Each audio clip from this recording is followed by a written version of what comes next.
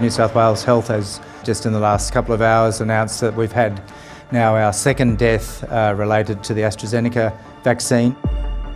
There have been 2 deaths now from 3.6 million vaccines that have been administered, and we need to put that into perspective. The Therapeutic Goods Administration has revealed Australia's second death due to the clotting condition it calls TTS, thrombosis with thrombocytopenia syndrome. As of last week, after more than 3.5 million doses of the vaccine, there have been 35 definite cases plus 13 probable ones across the country. Most are recovering, but 15 are still in hospital, including 1 in intensive care. I will point out that this remains an extremely rare event to get these serious clots, but when they happen, as we've seen in this case, it can have tragic circumstances. International evidence shows the syndrome is less deadly than initially thought, and the incidence remains low. The current reported rates under the age of 50 in Australia is around 3.2 per 100,000 first AstraZeneca doses. The rate amongst those individuals 50 years and above is around 1.8 per 100,000 first AZ doses.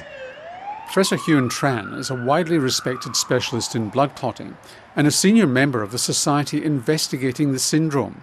He's been involved in nearly every Victorian case. Once we have the diagnosis, we can treat this condition pretty well. Initial European estimates of the death rate amongst those who suffered clotting were scary, at 25% or more. It's now clear the mortality risk is much lower. In Australia so far, it's around 3 or 4% of those who suffered TTS. Notwithstanding the fact there are serious cases, the case profile is much milder. There's many milder cases in Australia being reported than, say, in the UK. But that doesn't make a death any less tragic when it occurs. Associate Professor Margie Danchin is a clinician who researches our perception of vaccine risk. The risk-benefit ratio of the AstraZeneca vaccine for older Australians is highly favourable, but that obviously safety data for the middle age groups is constantly being collected and re-evaluated and may inform policy. It's the case reported last week of the 52-year-old woman who had a catastrophic stroke that has shaken many clinicians. We are concerned, and we need to look closely at the rate between the age of 50 and 59, and in addition, the severity of the episodes that are occurring. The majority of clotting cases in Australia are a less serious and more treatable type, clots found in the legs and the lungs. Of the total 48 cases, about 30% fall into the severe end of the condition, and this is where age comes in. I think now is the time where, given that COVID disease in Australia is low with the maintenance of COVID-0, that we need to carefully consider the age recommendation of the AstraZeneca vaccine. According to overseas data, the younger the person receiving AZ, they're not just more likely to develop TTS, they also have greater chances of having severe disease. And this severity risk appears to extend into the 50 to 59-year-old bracket.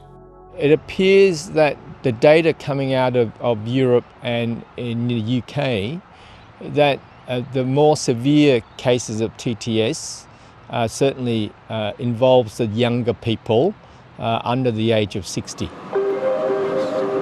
The Victorian outbreak, which is still smouldering, shows how we're pretty good at balancing risks for ourselves.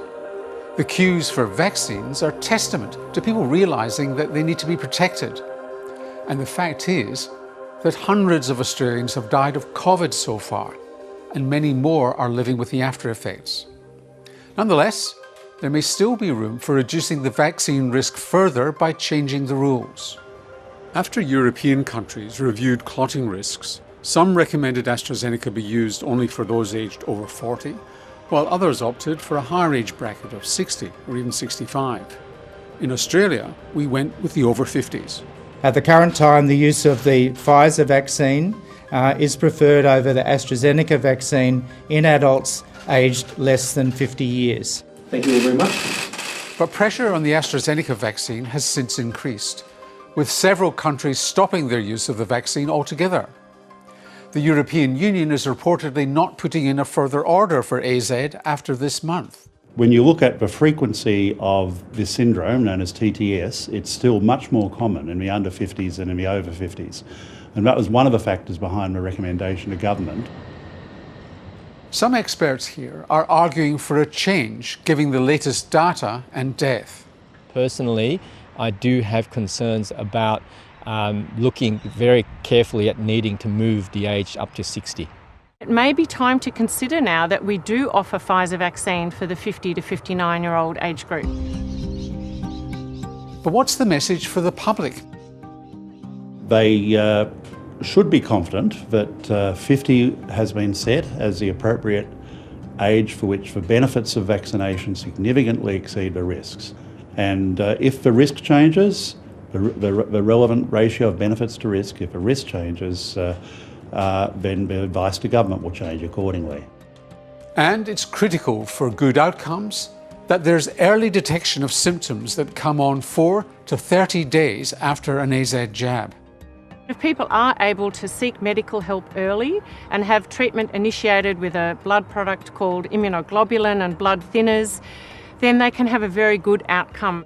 Now, for any individual, it doesn't matter whether you're 51 or 81 or 31, for any individual who's concerned about vaccination, have the chat with your doctor. And the same as for any medicine or any vaccination, have the chat about the benefits and the risks.